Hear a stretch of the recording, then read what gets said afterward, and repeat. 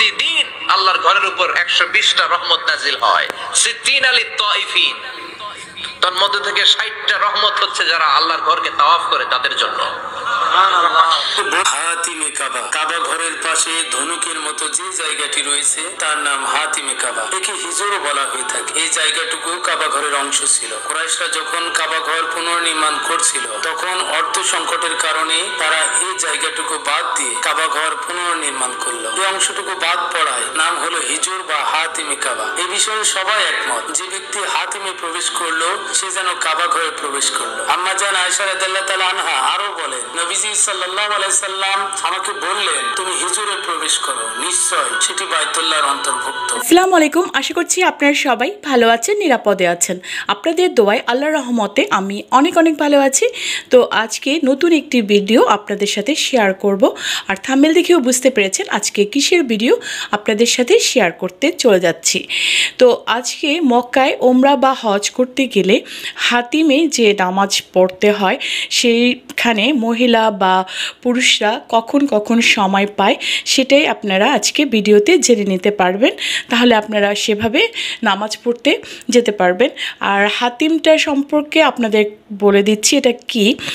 এটা হচ্ছে কাবা ঘরেরই একটি অংশ, মানে কাবা ঘরের ভিতরে আমরা সবাইকে তো অ্যালাউ করে না সবসময় নামাজ পড়ার জন্য। ওখানে শুধু বাদশা বা ওরকম ইম্পর্ট্যান্ট যারা আছেন তারাই কাবা ঘরের ভিতরে নামাজ পড়তে পারে। তো সেজন্যই এই হাতিমে যে নামাজটা পড়লে আপনারা সেই সওয়াবটাই পেয়ে যাবেন। হাতিমটা মেইনলি কাবা ঘরের ভিতরের কিছু অংশ এইটাকে বলে। আর আরেকটু আপনাদের বিস্তারিত বলে দিচ্ছি, মানে আপনারা আরও বোঝার জন্য, যে কাবা ঘরের উপরে ছাদের থেকে যে পানিটা পড়ে একটা পাইপের মতো রয়েছে। কাবা ঘরের সব উপরের দিকে দেখলেই আপনারা বুঝতে পারবেন যে একটি পাইপই রয়েছে যেখান থেকে ছাদের কাবা ঘরের আল্লাহ ঘরের ছাদের পানিটা নিচের দিকে পড়ে। সেই জায়গাটাই হচ্ছে মূলত হাতিম। সেখানে 2 রাকাত নফল নামাজ পড়লে অনেক সওয়াব পাওয়া যায়। আলহামদুলিল্লাহ, সুবহানাল্লাহ। তো আর সেখানে মেয়েদের সময়টা হচ্ছে প্রতিদিনই সময়টা থাকে। আমরা যখন গিয়েছিলাম এরকমই সময়টা ছিল। প্রতিদিনই ফজরের নামাজের পর, মানে 8টা থেকে 10টা পর্যন্ত মেয়েদের সময় থাকে। এরপর ছেলেদের সময়টা দেয়া হয়।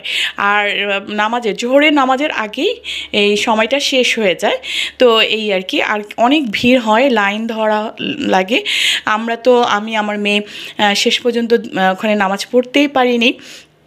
এত ভিড় ছিল যে বলার মতো না, যে একদম চাপ, মেয়েদেরই চাপ, মানে মহিলারা সব একসাথেই দাঁড়িয়েছিলাম, কিন্তু সহ্য করতে পারছিলাম না। প্রায় আমরা আরও 2 ঘন্টা আগে ওখানে যে দাঁড়িয়েছিলাম, সেজন্য আরও বেশি কষ্ট হয়ে গিয়েছিল। মানে অনেকটা সময় দাঁড়িয়েছিলাম।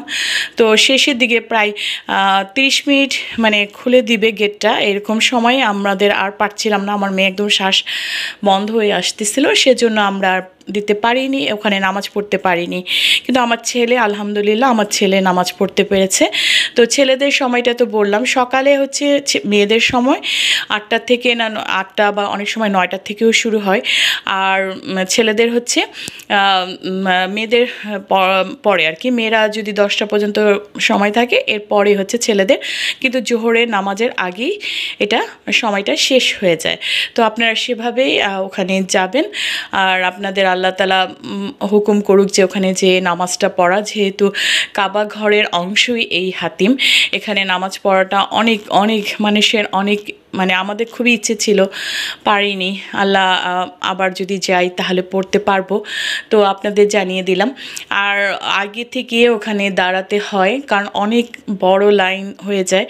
তো আমরা আগেই দাঁড়িয়েছিলাম, কিন্তু ওই যে বললাম শেষের দিকে আমরা আর পারছিলাম না দাঁড়িয়ে থাকতে, তো সেজন্য আর পারিনি। তো আমার ছেলে আলহামদুলিল্লাহ ওখানে 2 রাকাত নামাজ পড়েছে। ওখানে কাবা ঘরটা যে একদম সুন্দরভাবে ধরাও যায়, ওভাবে ধরে অনেকে নিয়ত করেছে, নামাজ পড়েছে, তারপরে ওর যত মনের আশা সব কিছু চেয়ে নিয়েছে আলহামদুলিল্লাহ। তো এই আর কি। তো হাতিম সম্পর্কে কম বেশি সবাই জানে, আবার অনেকে জানে না। যারা জানে না তাদের জন্যই আজকের ভিডিওটা আপনাদের সাথে শেয়ার করেছি। আল্লাহ সবাইকে হজ আর ওমরা করার তৌফিক দান করুক, আমিন আমিন আমিন। তো আজ এই পর্যন্তই। আপনারা সবাই ভালো থাকেন, নিরাপদে থাকেন, আমার ফ্যামিলির জন্য দোয়া করবেন। আল্লাহ হাফিজ।